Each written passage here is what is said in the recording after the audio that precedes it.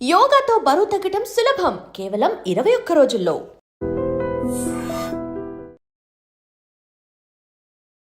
నమస్తే, welcome to I dream inside politics with కవిత.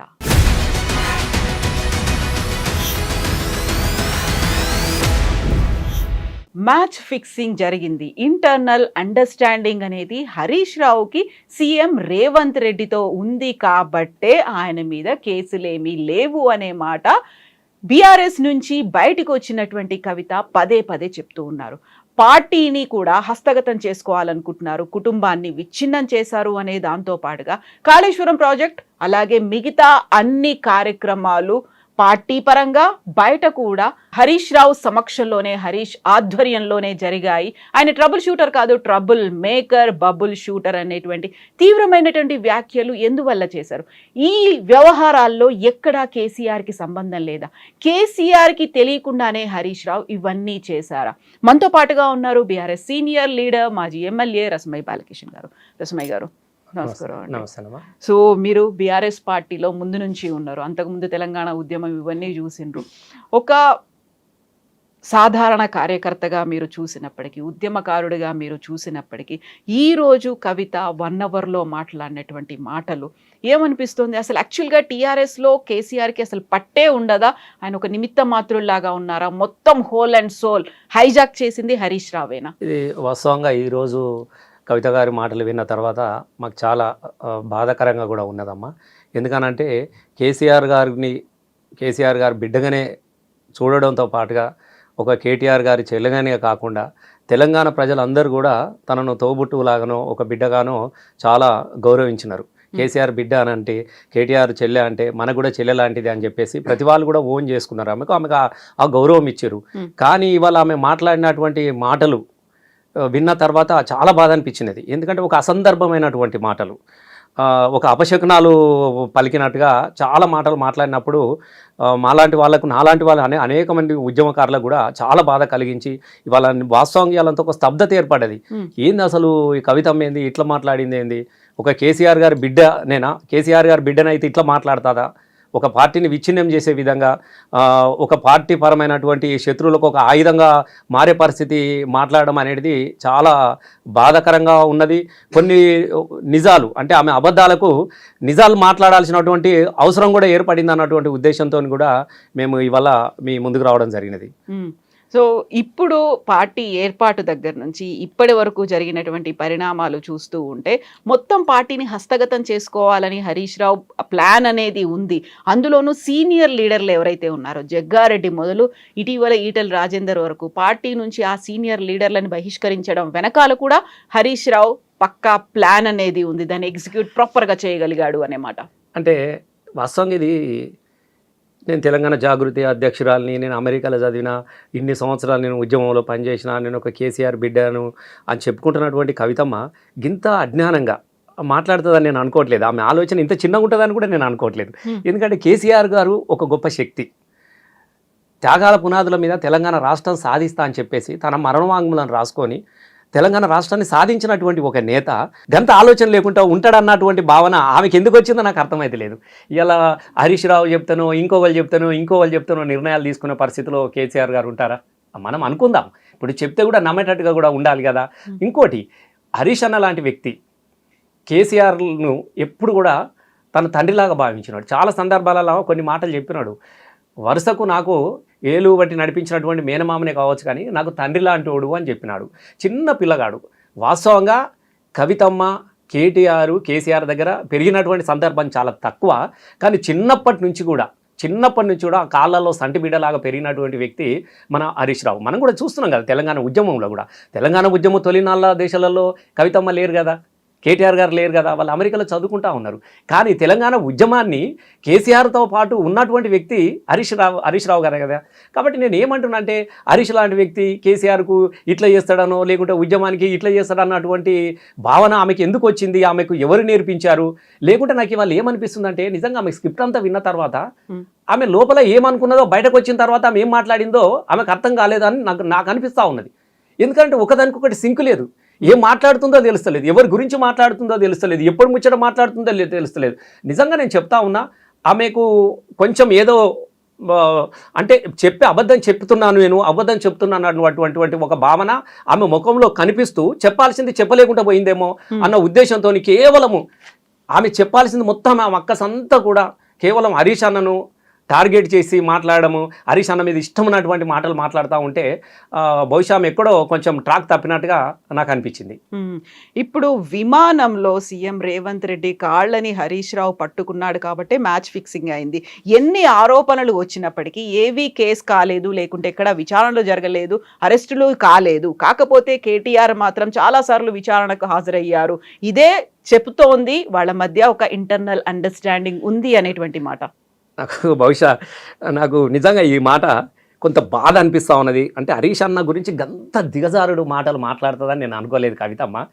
ఒక రకంగా బాధగా ఉన్నా కూడా నవ్వొస్తూ ఉన్నది. అసలు హరీష్ అన్న వ్యక్తిత్వం తెలిసినటువంటి వ్యక్తులు ఎవరన్నా అట్లాంటి భావన ఎవరికన్నా కలుగుతుందా చెప్పు. ఆమె మాట్లాడే పద్ధతి, హరీష్ అన్న విమానం ఎక్కిండు, ఆయన ఆ విమానం ఎక్కిండు. అసలు హరీష్ రావు ఎట్లాంటి వ్యక్తి చెప్పండి? తల వంచలు ఎవరికి? తెలంగాణ ఉద్యమ ప్రస్థానంలో అతి చిన్న వయసులో కూడా మంత్రిగా ఉండి అనేక సందర్భాలల్లో కేసీఆర్ చెప్తే రాజీనామా చేసి ఆ రోజులలో కూడా కేసీఆర్ నుంచి హరీష్ రావును విడగొట్టాలి, ఎందుకనంటే అన్నింటికీ మూల స్తంభంలాగా అన్నింటికీ హరీష్ రావు గారే ఉన్నారు కదా, నెత్తి మీద గొడుగులాగా, ఎండకు వానకు నీడకు గొడుగులాగా నిలబడ్డాడు, ఈ గొడుగునే ఇరిచేస్తే పోతుందిగా అని చెప్పేసి ఎన్ని కుట్రలు చేసి ఎన్ని ప్రలోభాలు పెట్టినా కూడా తెలంగాణ ఉద్యమం బతకాలని అంటే కేసీఆర్ బతకాలి, కేసీఆర్ను బతికించుకోవాలన్నటువంటి ఆలోచన చేసుకొని వ్యక్తి నేను హరీష్ అన్నను చిన్నప్పటి నుంచి చూసినటువంటి మనిషిగా చెప్తా ఉన్నా. ఎందుకంటే మేమిద్దరం కూడా అన్న రాసేది సభకు సంబంధించింది ఆ తెలంగాణ పార్టీ మొదలు కాకముంచి నుంచి కూడా తెలంగాణ ఉద్యమ ప్రస్థానంలో జెండా ఎట్లా ఉండాలి, ఒక వేదిక ఎట్లా ఉండాలి, కేసీఆర్ గారు ఏ టైంకి రావాలన్న దాన్ని ఆలోచన చేసినప్పటికీ కూడా మేము పాటలు పాడే సందర్భాన్ని కూడా ఇప్పుడు సుమారుగా ఒక 40 సంవత్సరాల నుంచి సుదీర్ఘమైనటువంటి కలిసిన జీవితం, ఆయన వ్యక్తిత్వాన్ని తెలిసిన వ్యక్తిగా నేను చెప్తా ఉన్నా. అసలు ఆ మాట ఇప్పటికని చెప్తా ఉన్నా, ఆమె ఏమన్నా అనుకోని ఇప్పటి కూడా ఈ మాట అన్నందుకు నన్ను క్షమించమని అడగాలి. నిజంగా చెప్తున్న ఒక కేసీఆర్ బిడ్డ ఆమె అయితే ఆమెలో ఏమాత్రం ఒకవేళ కృతజ్ఞత ఉంటే, ఎందుకంటే ఆమె ఎదిగిన విధానానికి అనేక మంది తోడ్పాటు ఉన్నది. నేను ఒకటే చెప్తా ఉన్నా, ఇప్పటికైనా ఆ మాట వెనుకకు తీసుకోవాలి, ఎందుకంటే అది సరి అయినది కాదు. ఇలా హరీష్ అన్నకు ఆ అవసరం ఎందుకు వచ్చినది? మరి నేను ఇప్పుడు ఆ మాట అంటుంది చెప్పమని చెప్పు ఫ్లైట్. మరి ఏమన్నా రేవంత్ రెడ్డికి ఏమన్నా ఫోన్ చేసి చెప్పినాడా? నేను ఏమంటున్నా అంటే ఇదంతా ఒక పెద్ద కుట్ర.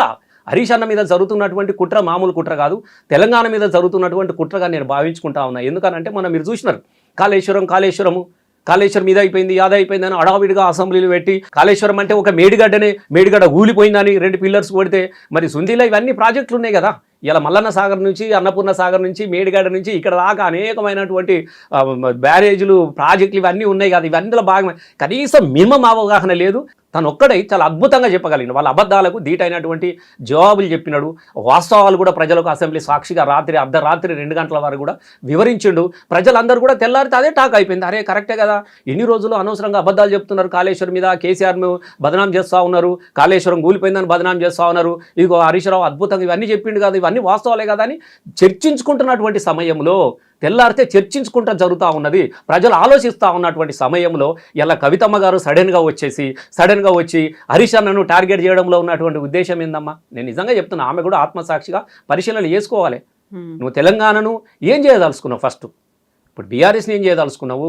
తెలంగాణ ఉద్యమాన్ని, తెలంగాణ ఎంత కష్టపడి తీసుకొచ్చుకున్నటువంటి తెలంగాణలో అసలు నీ పాత్ర ఏందనేది నాకు అర్థమైతలేదు. నువ్వేం మాట్లాడుతున్నావు కూడా ఆమెకు ఇట్లా అంటే, ఎందుకంటే మాకు ఒక రకంగా కేసీఆర్ బిడ్డగా మేము అనలేకపోతున్నాం, కానీ ఆమె ఆత్మవిమర్శలు చేసుకోవాలి. ఆమె మాట్లాడే మాటలు వింటుంటే చాలా చాలా చాలా బాధ అనిపిస్తూ ఉన్నది. అసలు హరీష్ అన్న గారి గురించి అట్లాంటి ఆలోచనతో మాట్లాడడం అనేది చాలా ఇబ్బందికరమైన పరిస్థితి. తెలంగాణ ప్రజలు చాలామంది బాధపడతా ఉన్నారు. ఇప్పుడు మీరు చెప్పినటువంటి ఈ విషయంలో 2 క్వశ్చన్స్ కనిపిస్తున్నాయి. ఒకటి, చాలా క్లియర్గా పార్టీ పెట్టిన దగ్గర నుంచి హరీష్ రావు ఉన్నాడు అనే మాట మీరు అన్నారు, బట్ ఈ మాటని కవిత ఖండిస్తున్నారు. 10 నెలల తర్వాత వచ్చారు, అసలు ఈ పార్టీ ఉండేది కాదు, ఊడిపోయే పార్టీ, ఇది ఎంతకాలం నడుస్తుంది అనే హరీష్ రావు జాయిన్ అవ్వలేదు, 10 నెలల తర్వాత వచ్చి జాయిన్ అయ్యాడు అనేది ఒక మాటతో పాటుగా ఇంకొకటి కుట్ర జరుగుతోంది అన్నారు. కుట్ర ఎవరు చేస్తున్నారు, ఎవరితో చేయిస్తున్నారు, ఎందుకు చేస్తున్నారు? ఇప్పుడు అందరు వేరు, ఆ కుటుంబానికి నాకున్నటువంటి ఆత్మీయత అనుబంధం వేరు.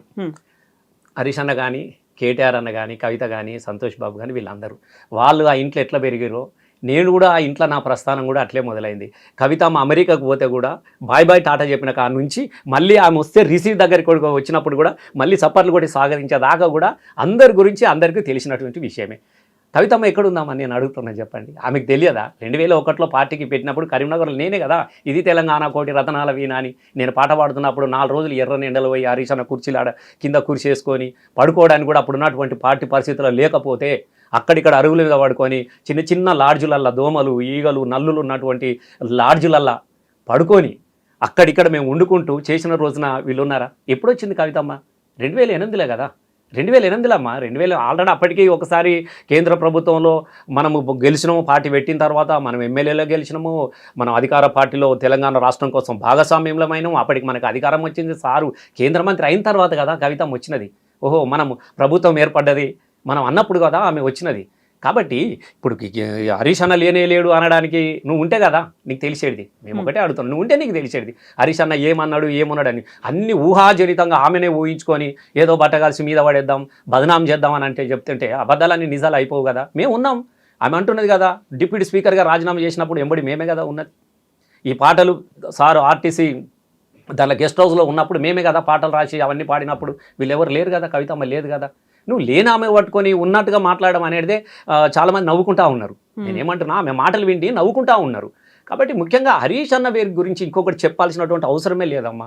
ఆయన లేని వేదిక ఉన్నదా? ఆయన లేని సభ ఒక్కటి చెప్పండి. 14 సంవత్సరాల సుదీర్ఘ పోరాటంలో కేసీఆర్ గారు హరీష్ రావు లేకుండా జరిగినటువంటి ఒక సభ చెప్పండి ఒక్క సభ. కాబట్టి అది ఎట్లా వాస్తవాలు అవుతాయి చెప్పండి. ఆయన ఇప్పుడే కాదు కదా, చిన్నప్పటి నుంచి ఆయన యవ్వనము ఆయన జీవితము మొత్తం చదువును సర్వస్వాన్ని త్యాగం చేసి పార్టీకి కేసీఆర్ ఎంబడి నిలబడ్డ వ్యక్తి కదా. ఆయన టీడీపీలో ఉన్నప్పుడు కూడా అంతా కూడా అన్ననే చూసుకునేటోడు కదా. మళ్ళీ తెలంగాణ ఉద్యమంలో వచ్చిన తర్వాత కూడా అంతా హరీష్ అన్ననే ట్రావెలింగ్ కదా. కాబట్టి ఇప్పుడు ఆమె మాటలు తెలియక అజ్ఞానంతో మాట్లాడుతున్నటువంటి మాటలుగా నేను భావించుకుంటా ఉన్నా. లేదు అని అంటే నాకు ఒక్కటి మాత్రం తెలుస్తుందమ్మా, ఇవాళ ఆమె మాట్లాడిన మాటలు అన్నీ వింటా ఉంటే పక్కా ఆమెకు స్క్రిప్ట్ రాసి ఇచ్చిరమ్మా, మీరు ఇది మాట్లాడాలి ఇదే మాట్లాడాలి. అడ్డు ఎవరు అని అనుకుంటే మొట్టమొదట కొట్టాల్సింది మనం హరీష్ రావు గారిని. హరీష్ రావుని కొట్టాలంటే మనతో సాధ్యం కాదు. కాబట్టి మనం ఇప్పుడు మీరు చూస్తున్నారు కదా, మరి ఈమెను వాళ్ళే ప్రయోగిస్తున్నారేమో నాకు అనుమానం వస్తుందమ్మా. నాకు వేరే ఉద్దేశాలు కాదు కానీ ఆమె మీద నేను తప్పుడు మాటలు మాట్లాడగా నాకేమనిపిస్తుందంటే అసలు ఇటీవల జరిగినటువంటి అనేక పరిణామాలు ఒకటిదానికొకటి సంబంధం లేదు. ఎటు సడన్గా వచ్చేసి హరీష్ రావు మీద పడి అరే హరీష్ రావు అనేటోడు ఇప్పుడున్నటువంటి పరిస్థితులలో మీరు చూస్తున్నారు కదా, తెలంగాణ తీసుకొచ్చుకున్న తెలంగాణ ఆగమైపోయింది.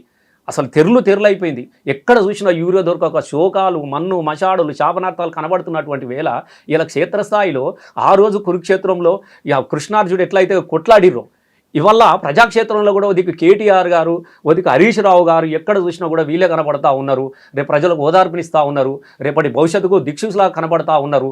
ఈ పార్టీ మళ్ళీ లేస్తుంది, మళ్ళీ వస్తుంది. ఎందుకంటే ఎటు చూసినా కేసీఆర్ మళ్ళీ కావాలి కేసీఆర్ బాగుండే గప్పుడే బాగుండే అనేది మొత్తం ఉయ్యాల పాటలాగా మారిపోయిపోతున్నటువంటి సందర్భంలో మొట్టమొదటి ఎవరికి కేటీఆర్ అయితే కేసీఆర్ కొడుకు, ఆయన వర్కింగ్ ప్రెసిడెంట్. కానీ ముందు అడ్డు ఎవరిని మనం అది చేయాలని టార్గెట్ చేయాలన్న భావనలో హరీష్ రావుని చేసుకుంటున్నప్పుడు వాళ్ళతోనే అయితలేదు. కాబట్టి నాకు ఈమె ద్వారా ఇక మరి ఏందైందో నాకైతే తెలియదు కానీ ఆమె వ్యవహారంలో చాలా మార్పు వచ్చినది, ఆమె మాటల్లో చాలా మార్పు వచ్చినది.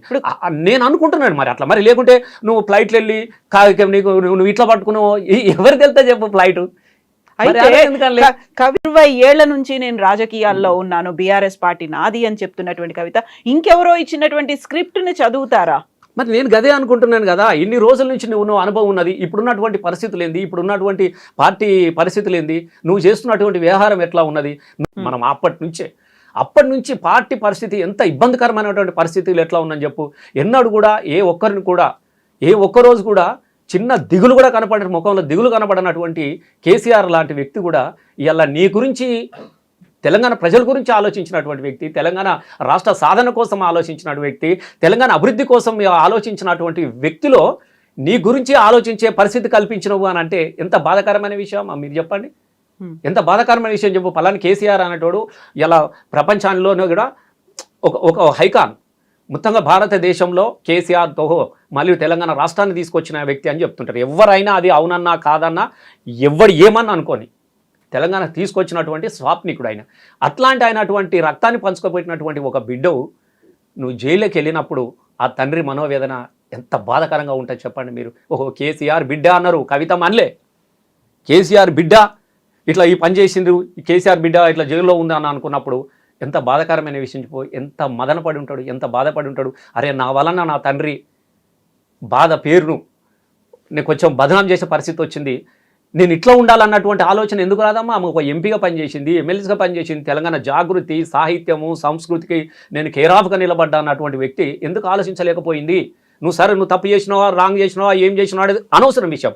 నీ మీద ఒక నేర ఆరోపణ వచ్చి నువ్వు తిహార్ జైలుకి వెళ్ళినప్పుడు, తిహార్ జైలు అని అనేది ఒక భయంకరమైనటువంటి నేరస్తుల కరడిగట్టినటువంటి జైలు అది. అట్లాంటి జైలుకి ఒక ఉద్యమ నేత బిడ్డ పోయినప్పుడు నువ్వు అరే ఏదో జరిగింది, నేను తప్పు చేయకుండా కూడా నాకు ఈ తలవంపులు తీసుకొచ్చింది, ఈ పేరు వచ్చింది, నేను మంచిగా ఉండాలి, నా నడక ఇది కాదు అని చెప్పేసి నీ ఆలోచన ఎందుకు మొదలు కాలే? కాకపోతే అక్కడే కదా వచ్చింది, తను జైల్లో ఉన్నప్పుడే బీఆర్ఎస్ ని బీజేపీలో విలీనం చేయాలనేటువంటి చర్చలు వచ్చాయి అనేది ఫస్ట్ కవిత మాట్లాడింది అక్కడే. అక్కడి నుంచి ఎక్కడ ఈ గ్యాప్ అనేది ఉంది అనేది బయటకు తెలిసింది. ఏం మీరు గుర్తుపెట్టుకోండి అమ్మా. ఇప్పుడు నేను ఒకటి అడుగుతా ఉన్నా, మిమ్మల్ని అడగండి. బిడ్డ కోసం నేను పార్టీని విలీనం చేస్తా అన్నటువంటి భావన కేసీఆర్ కలిగిందని నువ్వు అంటున్నావు. సరే అది ఇంపాసిబుల్, అది జరగని విషయం. అట్లా అసలు భారతదేశంలో బీజేపీతో కొట్లాడిన ఏకైక నాయుడు కూడా కేసీఆర్ గారే. అట్లాంటి కేసీఆర్ గారు నీ పార్టీని తీసుకుపోయి నేను కలుపుతా అన్నటువంటి సీన్ కూడా అక్కడ లేదు. అయినా నువ్వు ఊహించుకున్నావేమో, బహుశా నిద్రపోయినప్పుడు ఇట్లా కళ కానీ అప్పుడు భక్త రామదాసు దగ్గరికి వచ్చి రాముడు కళలో వచ్చి మాట్లాడిపోయినట్టుగా నీకు ఏమైనా కళ పడితే పడవచ్చు. నువ్వు దాన్ని తీసుకొచ్చి నువ్వు బయట అన్నప్పుడు కూడా నా కోసం మా నాన్న ఇంత ఆలోచిస్తున్నాడు అన్నప్పుడన్నా నీ ఆలోచన ఎందుకు రావద్దమ్మా? పార్టీ రాలేదా నీకోసం? ఎందుకు రావాలి మేము జైలుకు? పార్టీ కేటీఆర్ గారు ఎంత ఇబ్బంది పడేవన్న పరిస్థితుల్లో రాలేదా? నువ్వు తీసుకుపోతా ఉంటే కన్నీళ్ళు పెట్టలేదా? ఇక్కడ హరీష్ అన్న రాలేదా? పార్టీ అంతా నీ వెనక నడవలేదా? నువ్వు దేనికోసం పోయినావా? స్వతంత్ర పోరాటం చేసి జైల్లో పోయినావా? నీ తప్పైనా ఒప్పైనా అరే మా మా మా మా ఆడబిడ్డ అన్నటువంటి భావనతోని ఇంతమంది నీ వెనకాల నడిచినప్పుడు నీ ఆలోచన ఎంత గొప్పగా ఉండాలి చెప్పండి. అప్పటి నుంచి నువ్వేం చేస్తున్నావు ఆమెకే తెలుస్తలేదు. నాకు అది విచిత్రం అనిపిస్తూ ఉన్నది. మరి ఏమైంది ఆమెకు? ఆమె వెనక ఎవరు ఉన్నారు? నేను 100% చెప్తున్నామ్మా, ఆమెలా లేదు. ఆమెలా లేదు. ఆమె ఆలోచన ఆమెది కాదు. మనిషి మాత్రమే కనబడుతున్నారు. ఇప్పుడు ఏమో చేస్తారు ఏదో చేస్తారు కదా, ఎస్ ఇలా గట్లనే కనబడుతుంది. ఒక మనిషిని డిజైన్ చేసి ఆడ కూర్చుని పెట్టినట్టుగా ఆ కూర్చున్నది మాట్లాడుతూ ఉన్నారు. ఏం మాట్లాడుతుందో ఆమెకు తెలుస్తలేదు. ఒకరిదొకటి సంబంధం లేదు. అటు ఇటు తిరగాలి హరీష్ అన్న, భూమి సూర్యుని చుట్టూ తిరిగినట్టు అటు ఇటు తిరగాలి, హరీష్ అన్న చుట్టూ తిరగాలి, హరీష్ అన్న చుట్టూ తిరగాలి. ఇంకొక కీలకమైనటువంటి వ్యాఖ్య, కేసీఆర్ ఆరోగ్యం గురించి చెప్పాలి అంటూ రామన్న నాన్న గురించి ఆలోచించు, నాన్నని చూడు, నేను ఇప్పుడు అలర్ట్ చేస్తున్నాను, జాగ్రత్తగా ఉండండి అనేటువంటి మాట కూడా. కుటుంబాన్ని విచ్ఛిన్నం చేశారు, ఇప్పుడు నాకు అమ్మని దూరం చేశారు, నాన్నతో ఉంటాను. చివరిలో తను కంక్లూడింగ్ లో కూడా చెప్పడం కూడా జై తెలంగాణ జై కేసీఆర్ అనేటువంటి మాటే చెప్పాను. మేము గంత అమాయకంగా లేదమ్మా సమాజం. నేను చెప్తా ఉన్నా, రామన్న నాన్నను బాగా చూసుకో అంటే నాన్న గురించి నీకు ఆలోచన ఉంటే నువ్వు ఇట్లా ప్రవర్తిస్తావా? నేను అడుగుతా ఉన్నా. నాన్న గురించి, నాన్న క్షేమంగా ఉండాలి, నాన్న మంచిగా సంతోషంగా ఉండాలి, నాన్నలో ఎలాంటి ఇబ్బంది నేను చూడొద్దు అని అనుకుంటే కేసీఆర్ బిడ్డగా నువ్వు ఇలా మాట్లాడొచ్చునా? నేను అడుగుతా ఉన్నా. నువ్వు మళ్ళీ ఇక్కడికి వచ్చేసి అన్నం చూసుకో, అమ్మని దూరం చూసుకో. ఎవరు దూరం? నువ్వే దూరం చేసుకుంటున్నావు. అందరినీ నువ్వే దూరం చూసుకున్నావు. నీ చేష్టలతో దూరం చేసుకుంటున్నావు. నీకేం ఆశ ఉందో నాకు తెలియదు, నీ ఏం ఆకాంక్ష ఉందో తెలియదు, నీ ఏ కీర్తి కోసం ఈ మాటలు మాట్లాడుతున్నావు మాకు తెలియదు. కానీ ఇలా నువ్వు దూరం చేసుకుంటున్నావు కదా. నిజంగానే ఉంటే వచ్చినావమ్మా, అయిపోయింది, ఉండు, ఇంట్లో ఉండు, పోయి వచ్చినావు కదా, ఏడిగిపోతున్నా అంటున్నా. మళ్ళా ఎప్పుడు పిలుస్తారో కూడా తెలియదు, నిన్ను ఎప్పుడు ఏం జరుగుతుందో కూడా తెలియదు. మంచిగా ఉండమ్మా, అమ్మ నాన్నతో మంచిగా ఉండు, సంతోషంగా ఉండు, రోజు ఆడ ఉండు. పాపం ఎవరిని సంతోషంగా ఉండనిత్తం చెప్పండి. ఇప్పుడు వదికు కేటీఆర్ అన్న ఇవాళ ఉన్నటువంటి పరిస్థితుల్లో రోజు పాపం ఆయన తిరిగాడు. ఉదకు మహబూబ్ నగర్ ఒక అట్ట ఇటు రోజు మీటింగులు వచ్చేటోళ్ళు పోయేటోళ్ళతో వాళ్ళ పరిస్థితి వాళ్ళకున్నది. పెద్ద ఆయననేమో పాపం ఇప్పుడు ఎందుకు ఇబ్బంది పెట్టాలి అని చెప్పేసి ఆయన ఆలోచన అక్కడ ఉన్నాడు. హరీష్ అన్న ఒక దిగు తిరుగుతూ ఉన్నారు. ఇవాళ ఏంది అంటున్నాను నేను, మిమ్మల్ని ఆడుతాను. నిజంగా వాళ్ళ క్షేమాన్ని కోరుకుంటుంది అయితే నిజంగా వాళ్ళు మంచిగా ఉండాలని ఒక ఆడబిడ్డ గుర్తుపెట్టుకోండి అమ్మా. అన్న నాకేం ఇవ్వకపోయినా పర్లే కానీ నువ్వు శుభంగా ఉన్నా అన్న అని చెప్పేసి జీవనార్థి పెడతారమ్మా. పండుగ అయినా పబ్బమైనా ఆడబిడ్డలను. ఇక్కడే తను కూడా ఇంకొక మాట కూడా అన్నారు కదా, ఇంతకింత అనుభవిస్తారు అనేటువంటి మాట. ఎవరు అనుభవిస్తలేరు, ఆమెనే అనుభవిస్తున్నది. ఇప్పుడు కాదు, భవిష్యత్తు భవిష్యత్తు ఆమెనే అనుభవిస్తుంది కూడా. నేను ఇప్పుడు కూడా చెప్తున్నా, ఇంతకింత అనుభవించండి పార్టీ కాదు, ఇంతకింత తన్నుకొని వచ్చి రేపు మళ్ళీ కేసీఆర్ గారు ముఖ్యమంత్రి అవుతాడు. మళ్ళీ గుర్తుపెట్టుకోండి, రేపు కేటీఆర్ అన్న కానీ హరీష్ అన్న కానీ మాలాంటి వాళ్ళు అనేక మంది మళ్ళీ అసెంబ్లీలోకి వస్తాం. ఏ తెలంగాణ రాష్ట్రం కోసమైతే అనేక మంది త్యాగాలు చేసి తెలంగాణ రాష్ట్రం తీసుకొచ్చుకున్నామో ఆ త్యాగాల ఫలించే విధంగా నెక్స్ట్ మళ్ళీ వస్తుంది. ప్రజలంతా కూడా ఆలోచిస్తారు. కానీ ఆమె భవిష్యత్తును ఆమెనే ఇలా ఎవరిది వాళ్ళు తవ్వుకుంటా అంటే ఎవరేం చేయలేరు.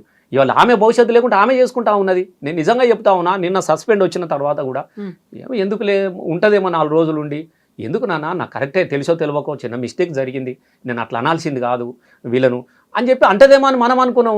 మళ్ళీ ఉరికొచ్చి ఈ చాతాడంతా సాధన పడితే వీళ్ళు వాళ్ళతో ఉన్నారు, వీళ్ళతో ఉన్నారు, వీళ్ళు ఇక్కడతో ఉన్నారు, అందరూ ఇలా ఎవరితో ఎక్కడ ఉన్నారో గంత అమాయకుల జనాలు. ఎవరిని మాట్లాడిపిస్తారో తెలుస్తలేదా? మీరే చెప్పండి. ఇప్పుడు కేసీఆర్ చుట్టూ ఉన్నటువంటి దయ్యాలు ఒకటి హరీష్ రావు, ఒకటి సంతోష్ రావు, ఇద్దరేనా? ఆ ఇద్దరే తిరుగుతున్నారా మొత్తం అసలు కేసీఆర్ని కనిపించకుండా, బయటికి రాకుండా, మాట్లాడనివ్వకుండా? ఇప్పుడు వాళ్ళు ఇద్దరే అని కాదు, నేను చూసినప్పటి నుంచి మీరు కూడా తెలంగాణ ఉద్యమంలో జర్నలిస్ట్గా మీరు కూడా చూసినారు, అనేక సభల దగ్గర మీరు కూడా వచ్చారు. అసలు వాళ్ళిద్దరు లేని కేసీఆర్ ఎన్నడన్నా ఉన్నాడని నేను కేసీఆర్ దగ్గరికి వాళ్ళు కొత్తగా రాలే. ఈమె కొత్తగా వచ్చింది, అమెరికాకు పోయి చదువుకొని వచ్చి ఈమె కొత్తగా కనబడతా ఉన్నది. కానీ వీళ్ళే కదా మొదటి నుంచి కూడా.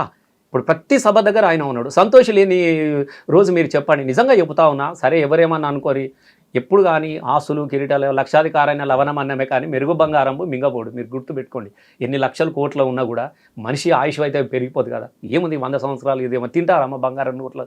కానీ సంతోష్ బాబు కూడా పొద్దుగాల సారు లేవక ముందు వచ్చి ఇంటికాడ ఉంటే, చిన్న పిల్లగానప్పటి నుంచి చూస్తున్నా సంతోష్ బాబుని, నేను నిజంగా చెప్తున్నాను అమ్మ, చిన్న పిల్లగానప్పటి నుంచి చూస్తున్నా.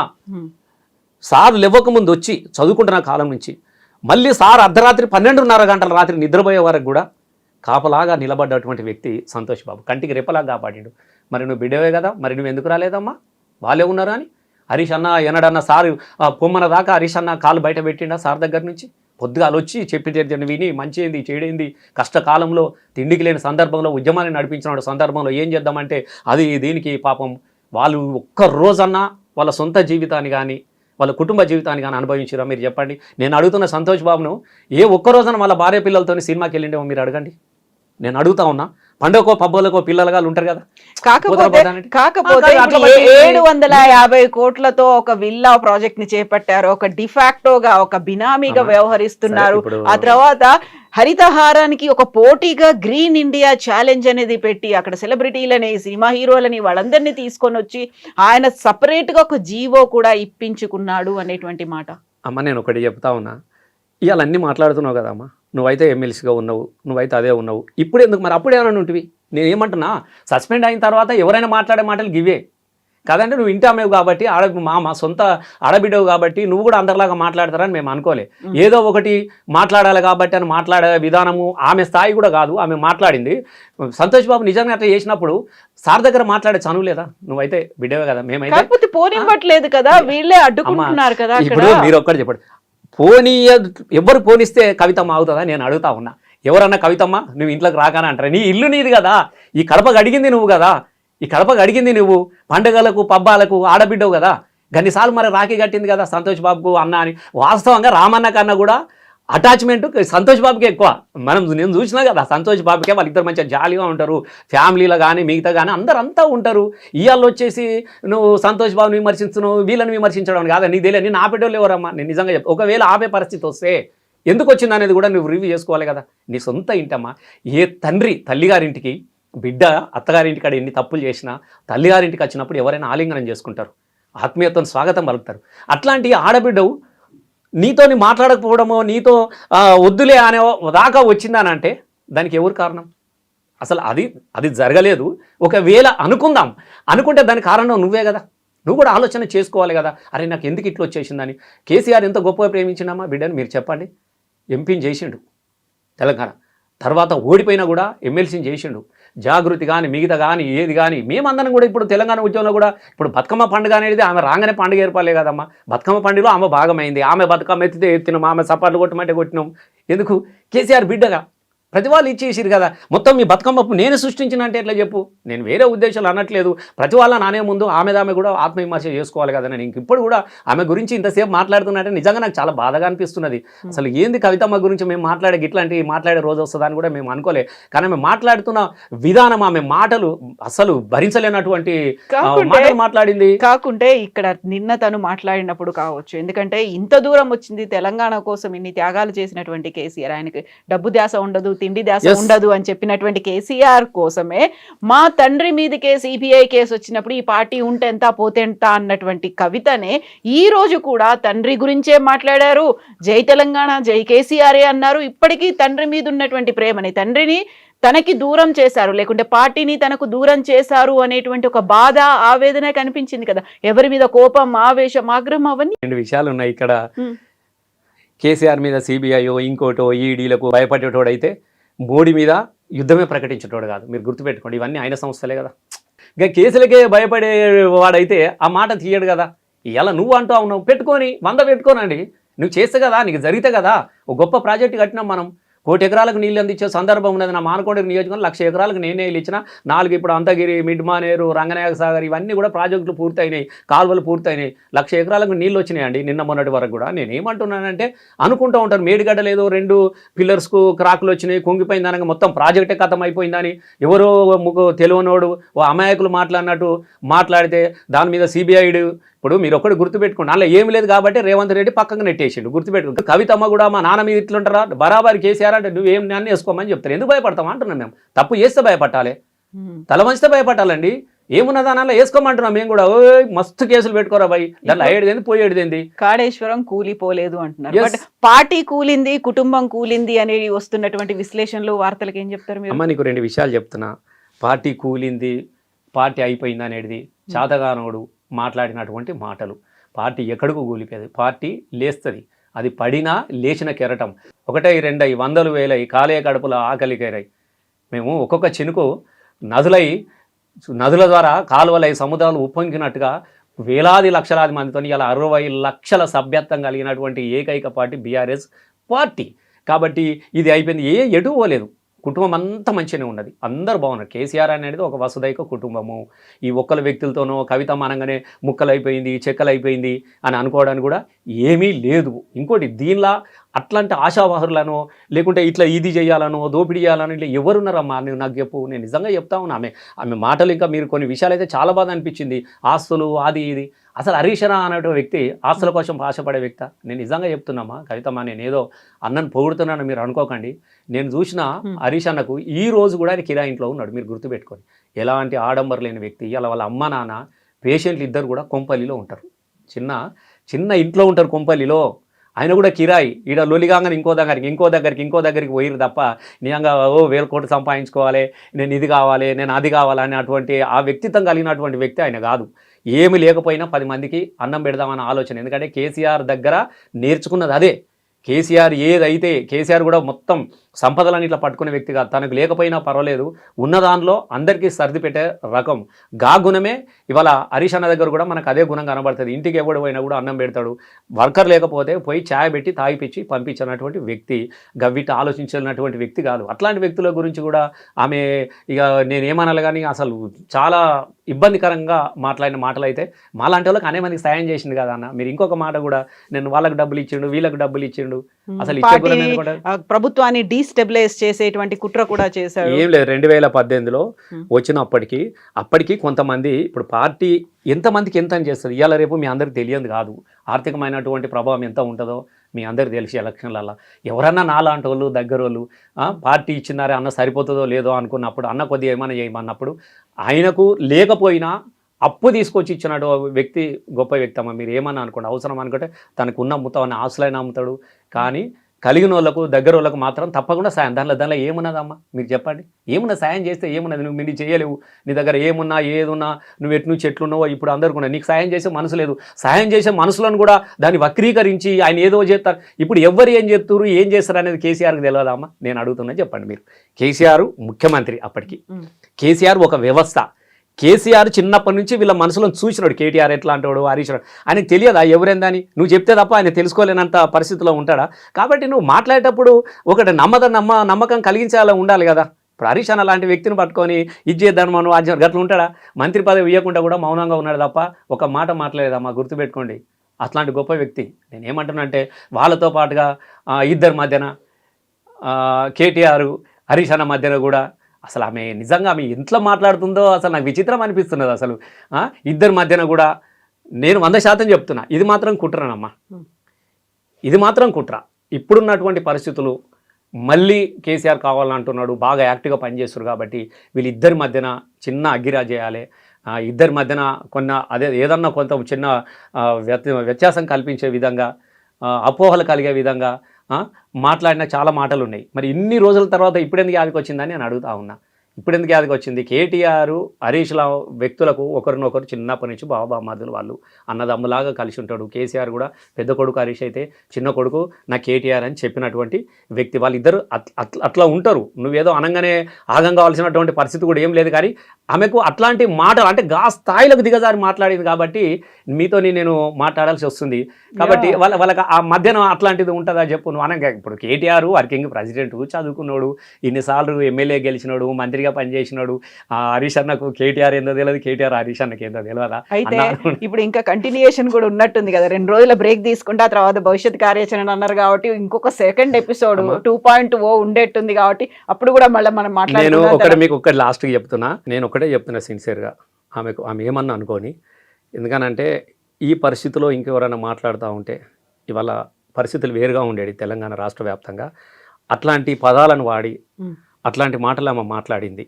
చాలా చాలా పార్టీ మధ్యలో కానీ ఇబ్బందికరమైన పరిస్థితి అయినప్పటికీ కూడా మేము ఎందుకో కేసీఆర్ బిడ్డ, రామన్న చెల్లె, మన ఆడబిడ్డ అన్నటువంటి బంధాన్ని మేము తెంపుకోలేక ఇంకా కొంచెం మౌనంగా ఉన్నాం. 2 విషయాలు. ఇప్పటికీ కూడా నువ్వు పార్టీకి ఒకవైపు మాట్లాడుకుంటేనే పార్టీకి ఇబ్బంది పెట్టుకోవాలనే పరిస్థితిలో ఈ టైంలో కేసీఆర్ లాంటి వ్యక్తిని కూడా మానసికంగా ఇబ్బంది పెడుతూ కూడా నువ్వు మళ్ళీ మాట్లాడుతూ జై జాగృతి, జై కేసీఆర్ పేరు ఎందుకు వాడాలమ్మా? నేను అడుగుతా ఉన్నా. కేసీఆర్ అనే 3 అక్షరాలకు ఇంకా ఈ అక్షరాలే నేను బతికిస్తున్నాయి, ఈ అక్షరాలే నేను నిలబెడతా నువ్వు అనుకుంటే ఇప్పటికన్నా జరిగిన దానికి క్షమించమని చెప్పేసి పెద్ద ఆయనను కోరి నువ్వు మౌనంగా ఉండడం అనేది మంచిది అనేది నా వ్యక్తిగతమైనటువంటి అభిప్రాయం అమ్మ. నేను మళ్ళీ చెప్తా ఉన్నా. ఇప్పుడు ఆమె ఇంకా 2 ఉంటాయి 3 ఉంటాయి అని అంటే అది ఆమెకే నష్టం. ఇంకా ఇంతకాలం నేను చెప్తున్నాను కదా, ఇప్పుడున్న పరిస్థితులు రేపు ఉండకపోవచ్చు, ఇంకా రాను. ఎందుకనంటే ఇప్పుడు కూడా ఎవరి కబంధ హస్తాల నుంచి ఈమె మాట్లాడుతూ ఉన్నదో, ఎవరి స్క్రిప్ట్ అయితే ఈమె చదవాలని ప్రయత్నం చేస్తూ ఉన్నదో దయచేసి దాని నుంచి బయటపడమని చెప్తా ఉన్నాం. ఏం తక్కువనమ్మా ఆమెకు? ఆమె కూడా ఎక్కడి నుంచి ఎక్కడి దాకా వచ్చినది నేను చెప్తా ఉన్నాను. కాబట్టి దయచేసి ఒక ఆడబిడ్డగా నన్ను ఎప్పుడు కూడా రసమాయన అంటే నేను కూడా ఆమెను చెల్లెలాగానే చూసినాం. ఇప్పటికన్నా ఇవన్నీ బంద్ చేయాలని మనస్పూర్వకంగా నేను కోరుకుంటున్నాము. ఎందుకంటే నువ్వు బతుకమ్మతోనే నువ్వు వచ్చినావు. ఈ బతుకమ్మ పండుగ ముంగట మేము కూడా నువ్వు బతుకమ్మ అని మేము అంటున్నాం.